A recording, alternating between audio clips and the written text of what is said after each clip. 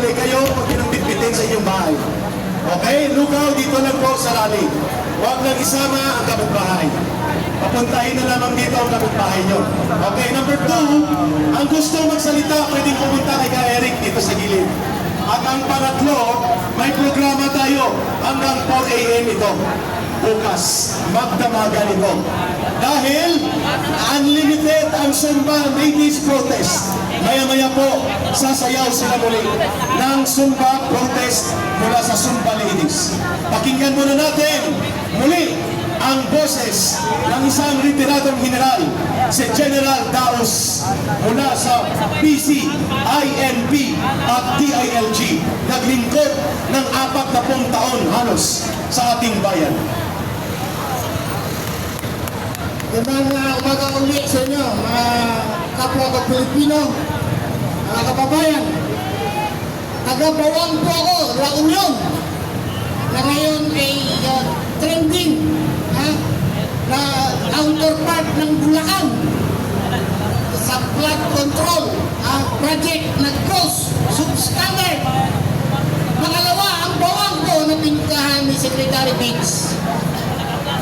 Tumawag sa akin kanina ang asawa ko. Nagte-text sa akin ang mga kamag-anak ko.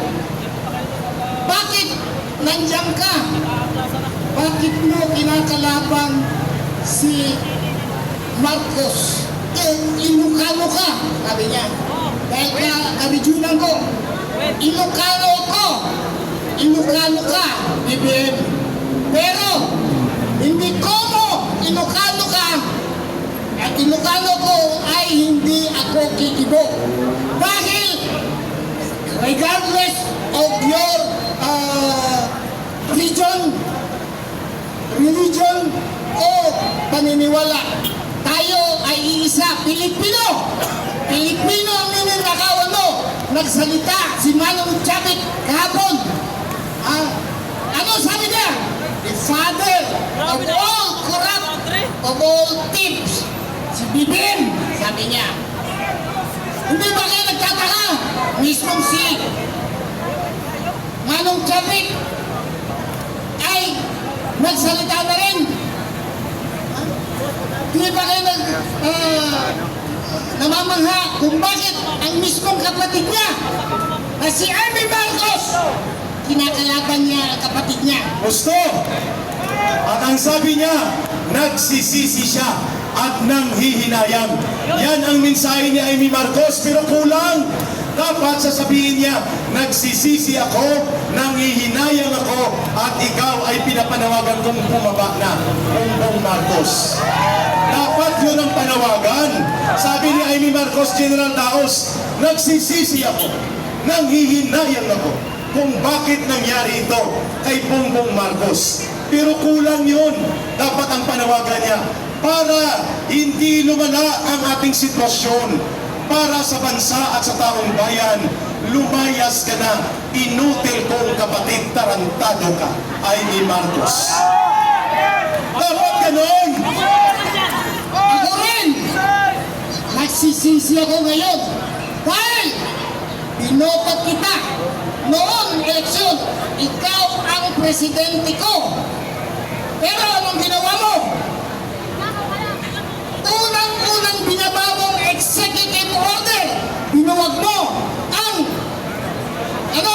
Presidential Anti-Corruption Commission. Ibig sabihin, gusto niya ng korupsyon. At gusto niya ng pangungumisyon. Yes! Sorry. Ibig sabihin nun, Sen. bakit? Okay, si Magalong, imbestigahan niya ang Ilocos Norte. Sabi ni Governor Chavit Singson, Ilocos Norte muna. Ilocos Norte muna. Ilocos Norte muna. Ayun ang sabi ni Governor Chavit Singson. Kasi ang kontraktor na sindikato ng mga Diskaya at iba pa, kontraktor din daw General ni Sandro Marcos at ni Bongbong Marcos. Yan. Go ahead, General Daos, sir. Sabi ko dun sa asawa ko at saka mga kamag-anak kong nagte-text sa akin, ginagawa ko to hindi para sa akin. Ito ay para sa mga apo, sa mga kabataan at sa kinabukasan ng Pilipinas. Para sa ating mahal na bansang Pilipinas, tayo ay maninindigan. Tama ka, General. Kasama niyo ang mamamayang Pilipino. Noong Marcelo, yung presidente ang tatay niya, nung sa unang taon ng kanyang pananilbihan sa kanyang pagka-presidente, ay maayos. Idol na idol ko, si Marcos Sr. Pero nung tumagal, sino na sumira? Ang kanyang mga tauhan kagaya ng tatay ni Martin Romualdez na si Kokoy Romualdez at ang kanyang kapatid na si Madam Imelda Romualdez na ngayon Romualdez din po ang sindikato sa gilid ni Marcos, si Martin Sindikato Romualdez.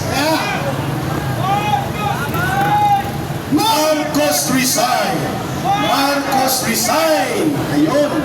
Nung umupo ka, Presidente, ikaw, BBM, iba ang expectation ko dahil Ilocano ka. Sincere, ang mga Ilocano, karamihan ay mga sincere sa kanyang gawain, sa kanyang pananalita. May isang salita. May isang salita. Pero ikaw, number one kang sinungaling. At mambubudol! Sinungaling! Mambubudol pa!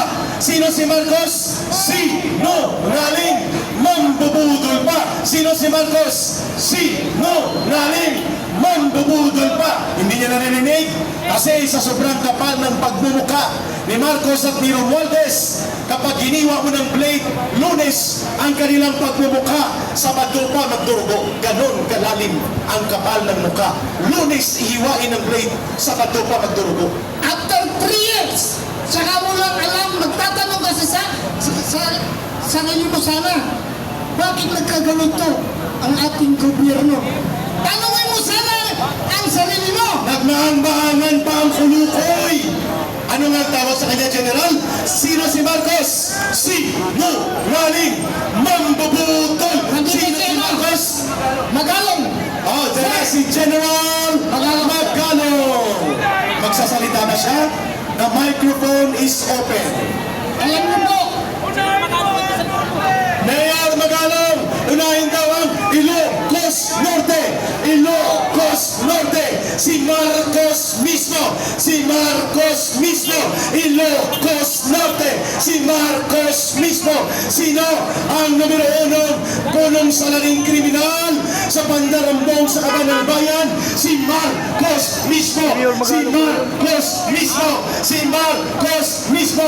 Sana narinig ni Mayor Magalong. Matino at maayos po yan si General Magalong. Kaya ang panawagan ng taong bayan, unahin, papanagutin. Sino? Si Marcos. Si Marcos. Unahin.